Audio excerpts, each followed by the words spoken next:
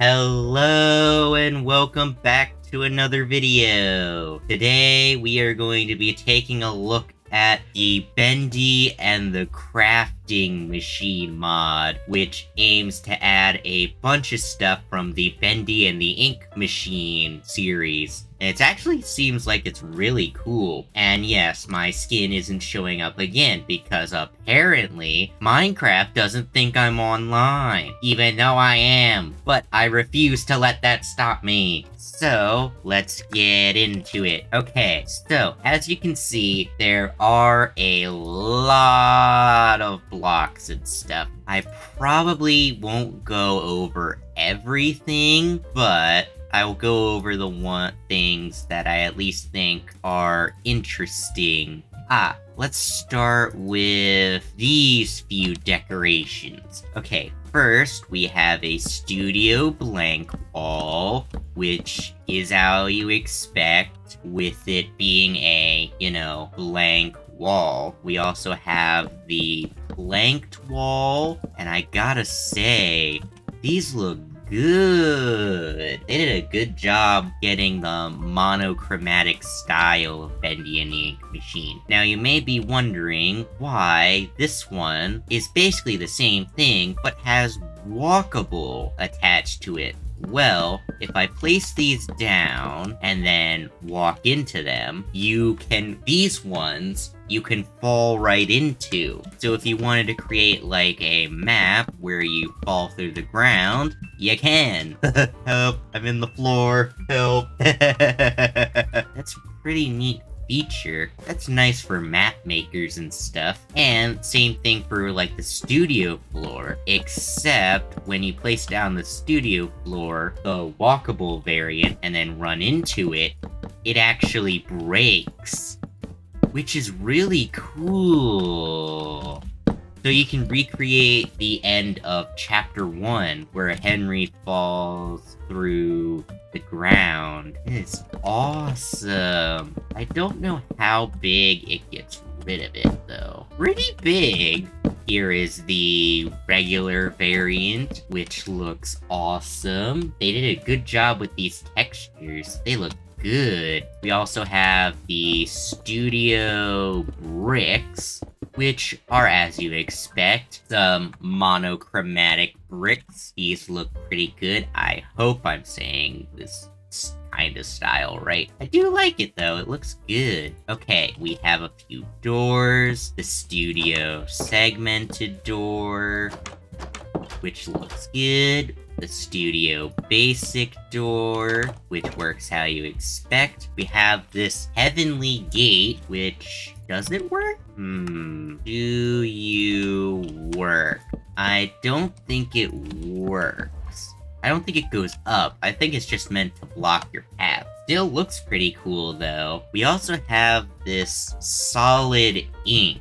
Now this is very interesting. Makes a nice little sound. So with this specific one, you can walk on top of it as you expect. It looks pretty cool too. Looks nice and inky.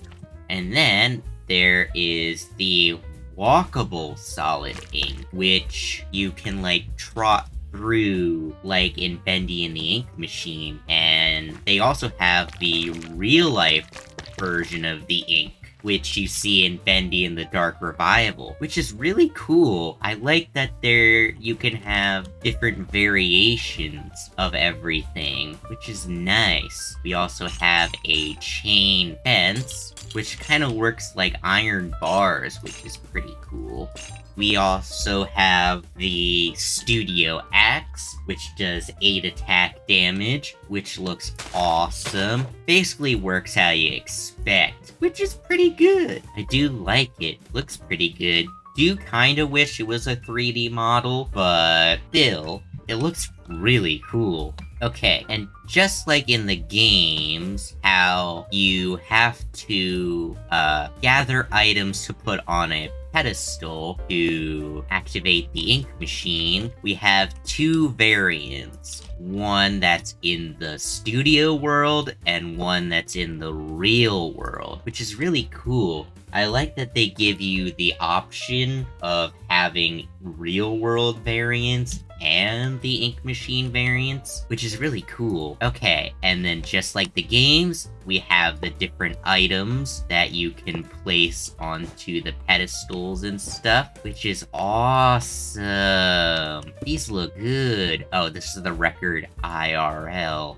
Where's the record in... There it is. What the... Where's its hitbox? Aha, there we go. These look good. Even the Bendy plush squeaks. That is awesome. And these look really good too. I love the record. It looks really cool, both in its real life variant and the ink machine variant. Looks great. We also have a speaker, which is what you expect. We have a wall Bendy. Looking good there, Bendy. We also have a few signs. Oh, and I can't forget about Cutout Bendy, which looks awesome. They did a good job with the pixel art. It looks really cool. Wow. We have the Joey Drew studio sign and the music department sign, which all look really cool. Wow, these guys did a good job. Okay, last few decorations I want to show off. Okay, we have the Boris clone, which looks creepy. They did a good job with the texture and model. It looks really good. Boris is not having a good time. It looks like you're quite open about your feelings. Oh, jeez, poor Boris. We also have a Bendy statue, which looks awesome. It gives you an idea. These both give you an idea as to what Bendy and Boris look like. And of course, we can't have a Bendy and the ink machine mod without the ink machine itself, which is humongous.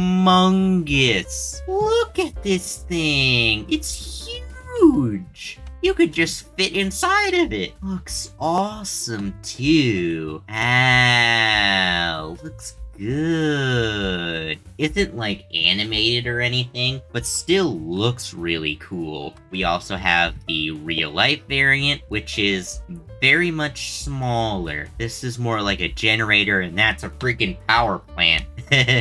Looks good. Everything in this mod looks very good. Now, apparently there is a dimension, but I'm not sure how to get to it. Oh, also there's bacon soup and the Sammy Lawrence mask, which looks awesome.